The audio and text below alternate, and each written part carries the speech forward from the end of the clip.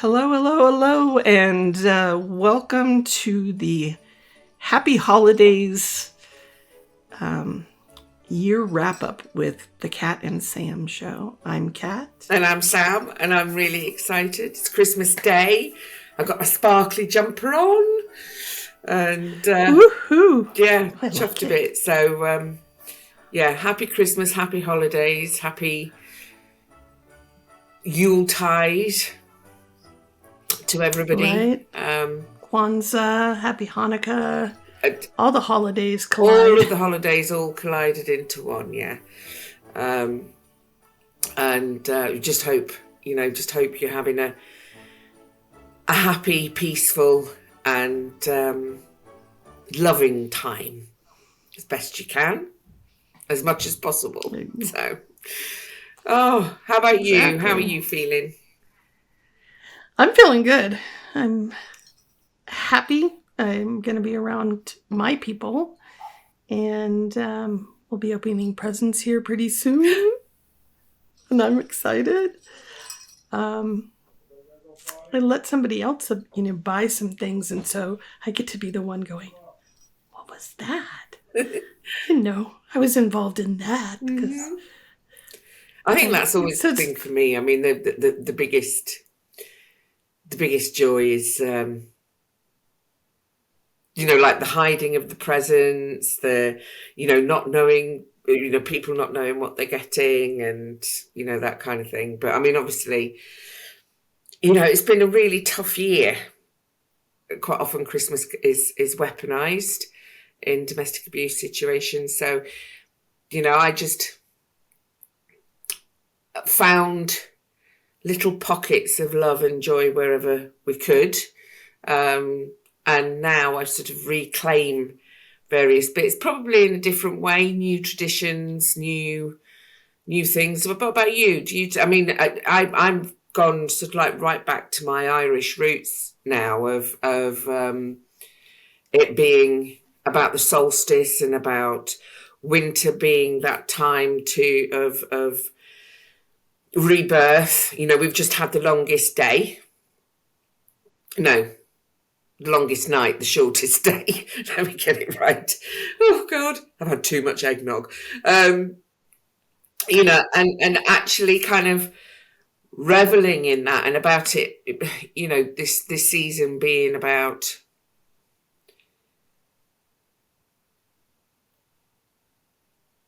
not claiming the darkness, but being okay with the darkness, and then looking to the rebirth and the light and all of that. And it just, yeah, but I'm always going to love Santa as well. So, but yeah, we've got a slightly new way of doing things now, which refreshes it. So, anybody that puts candy in your socks is like the best.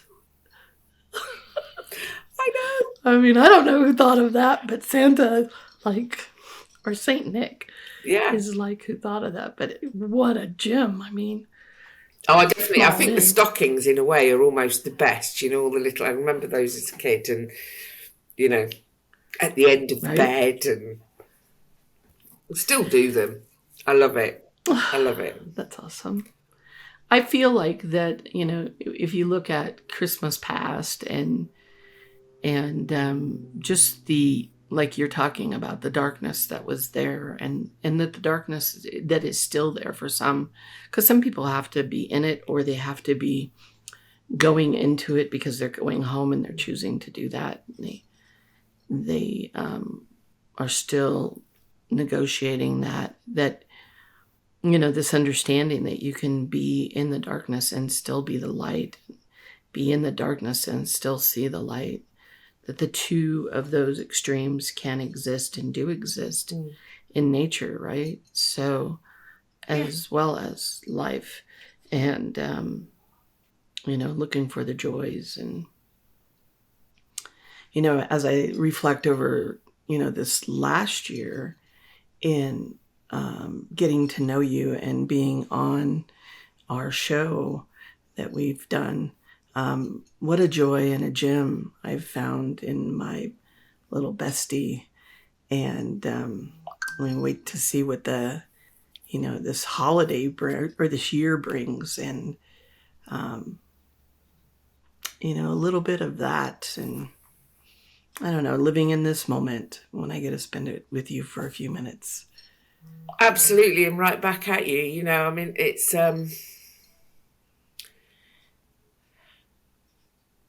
extraordinary this last year, the people we've had on, the things that we've talked about, the movement that's generally gone forwards in the whole sort of domestic abuse and domestic violence world, which does seem to be making a difference at last. And you just can't help but sort of actually be excited about what next year might bring in terms of that. And us, we've got there's the Love Project, we've got fantastic people coming on here. I think people are generally getting a lot more comfortable about talking about domestic abuse as a thing that happens in our society. I think it is becoming less taboo, and certainly for me, and I know, I would say for you as well, but you'll say it yourself, that if we've helped towards that in whatever small or whatever way, and we've had fun we have had fun along the way. And I'd sort of learned that from you, that actually grabbing that fun, that play, that joy where you can, even when it's in your deepest, darkest moments, keeps you going. It's grist for the soul, isn't it? So thank you. It is. I'm glad I met you. Thank you. I feel very blessed. Glad I met you. I can't even put into words how I feel about this last year and our relationship. But you hit on something that I think is really interesting, which is the fact that things are moving. So I feel like it's like a slow moving train that's getting started. And when we first opened up this show, we were like, who's going to want to listen to us? Yeah. And then we were like, at the same time, how can we as a society make laws about a subject, which is domestic violence, coercive control, call it whatever you want, if we don't understand it? And how can we change it if we don't understand it? It is so complex, and it was almost cumbersome. You remember when we were talking about that? Like, how do we even get in here and kind of delve into this? And I think the other part that I wanted to say is, think about the doors that were shut with us speaking. Yeah. Be within the DV community, survivor speaking is taboo. They shouldn't speak. They should just go get help, and a lot of times that help is non-existent. And also, depending lots of on times the system, that help right? is go and get psychiatric help because you're all crazy, which is actually, it's an abuse tool. I'm not saying that none of us need that kind of support. We know it's traumatizing. We know, with speaking to Dr. Dan and stuff like that about PTSD and things. But I think it's becoming clear that we can't all be having the same psychiatric falsities about a situation that we're all experiencing all the way around the world, with all of us being completely different. And I think it is moving to the understanding that actually the perpetrator is patterned. They are the ones, I think that's what we're starting to shift the focus, yes, we might be left with whatever difficulties, whether they're, psychological, emotional, financial, or whatever afterwards. In fact, we always are, but that the fact that they are due to the behavior of somebody else, and that's a reaction, whether it's in our bodies, our brains, our bank accounts, or whatever. I think it's being understood now that actually it's to look at the perpetrators. I don't think people are liking what they see. Well, I think when they see who perpetrators are, that they're not all outside of their world. They're not all on the periphery of society or in a sector of society that people don't really have much to do with on an everyday basis. I think the understanding that these perpetrators are literally top to bottom, mainstream, hidden in plain sight in our society is starting to filter through, and I think it makes a difference. Well, I think, coming into, you and I talk a lot about, we haven't done one in a while, maybe we will, about language and labels and all of those kinds of things. And you hit the nail on the head when you were talking about how the simple help of, even the simple help of going for medical care can be weaponized. Even the help of going for psychiatric help can be weaponized. Either in that the abuser says you need to go to that, or the abuser faults you for going to that, or they use it for to control you in that you can't get that help because that will take you away from them.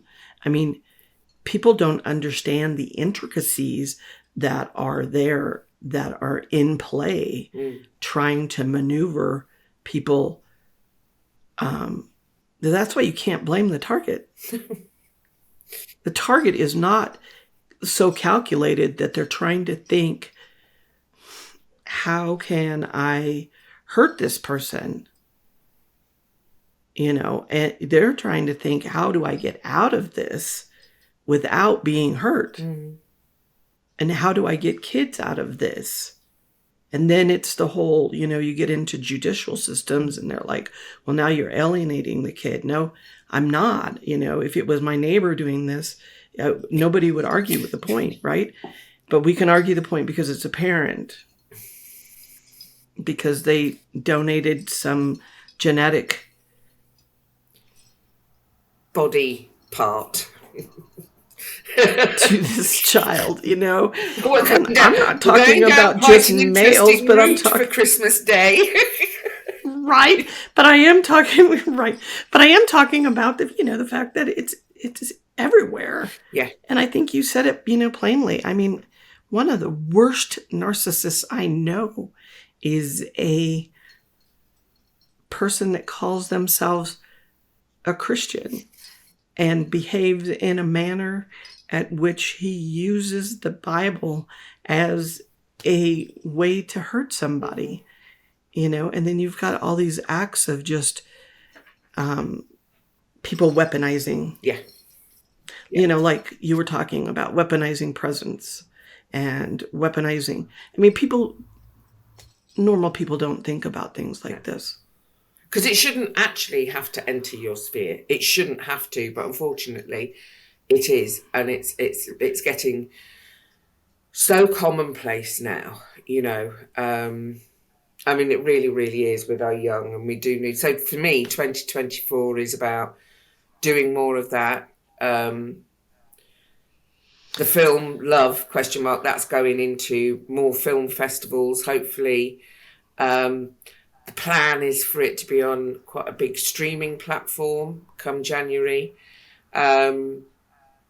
So that's all fantastic. And that feeds into the Love Project and the things that we're doing with the events and everything else around it, to educate and, we're not telling people what to think or what to do. It's just, here's the information.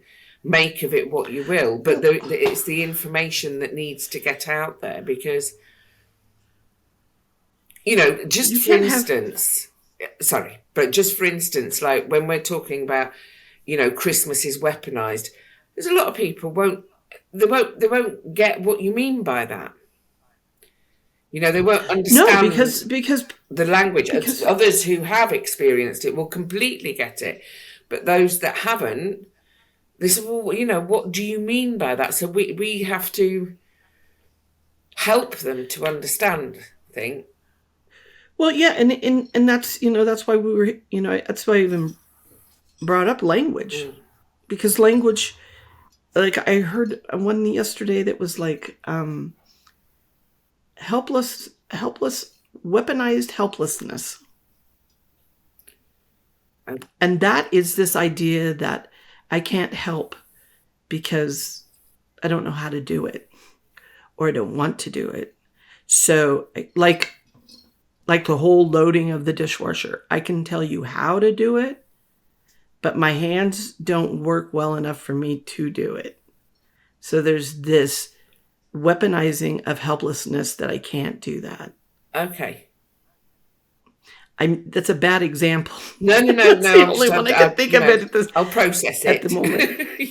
You know me. Well, I mean, yeah, this helplessness that I don't have to do these things because it's beneath me, Oh, or right, got you. I can't do it, or there's a helplessness to it as well. Like I can't make the phone calls to get my appointments made. I have to have somebody else do that. Oh, and is it that thing? Is it that thing as well when they do something really, really badly, so that oh God, Right. I I'll do it. just That's so it's because annoying. it's because I was abused when I was young. Right. Is why I chose to abuse you. Yes. Yeah.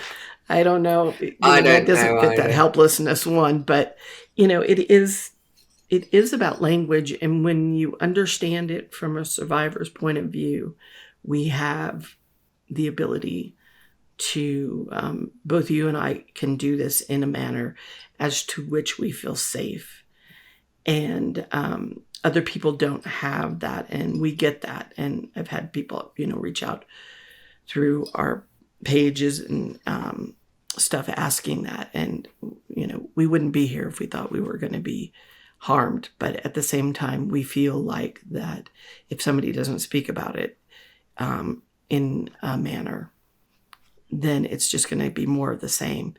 And this love project that Sam has really worked with packaging and putting together, so that we can come into this next year for 2024, getting society to help understand what it is, getting legal systems to help understand what it is, getting legislators that make laws help understand what it is, so that they can put the words in there, the language is in there, to be able to make changes. Yeah. Real tangible change.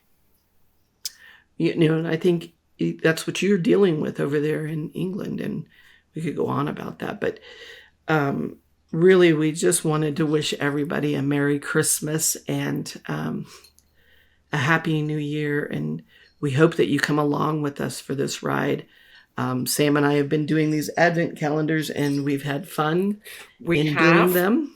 I have learned a great And deal about Star Wars that I didn't know. I'm vintage Star Wars. That's what I've decided I am. I'm definitely vintage Star Wars. well, we both are, but we muddled through. Well, I think we did you read me rather marvelously. stories. You did fantastically. I think it came in the end as doing all right. So we have a little diorama Mm-hmm. of all the little, and we added some just for the visual effect. Oh, it is fantastic. That is fantastic, Kat. Well done. Oh, don't tip it too far. Oh, it can go upside down. Oh, I can think. it? Oh, it's Yeah. absolutely brilliant. Well done. Well done. Oh, that brings back memories. Look at all of them. That whole Advent, day after day, taking me back to the beginning. Right? Even if you can see it, that sled ran over a droid. Yes. Oh, God. And this root, this